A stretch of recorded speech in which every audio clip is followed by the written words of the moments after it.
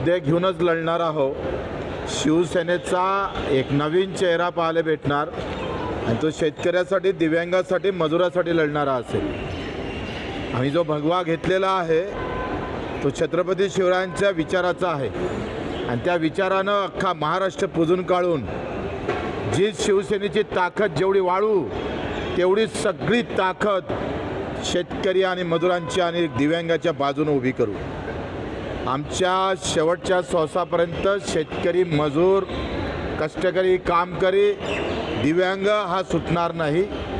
काही सुटलं तरी चालेल, पण शेतकऱ्यापासून आम्ही अलिप्त आणि दिव्यांगापासून अलिप्त होणार नाही. भाऊ, एक प्रश्न असा आहे की काही तुमचे कार्यकर्ते जे आहेत ते संभ्रमावस्थेत आहे की तुम्ही आता ज्या पद्धतीने संघटना बांधली, ते लोक काम करतायत, आता ते कोणाचं काम करणार? नाही, ते प्रहारचं, ज्यांना राजकीय काम करायचं आहे ते शिवसेनेत येणार. स्पष्ट बोलतो आहे, पण काही नालायक असतात ते काही सुटत नाही.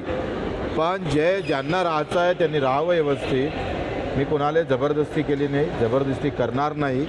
प्रश्न असा आहे का ज्यांना राहता, इथून आमचा राजकीय प्रवास सुरुवातीला शिवसेनेतून झाला, मधात प्रहारमध्ये होता आणि मी एकमात्र आहे. लक्षात ठेवा का जे म्हणतात ना बगल बच्चे काही, अरे मोठे मोठे लोक कोणता पक्ष सोडून मोठा पक्ष पकडला, पण बच्चू कडू 25 वर्ष एकटा लढला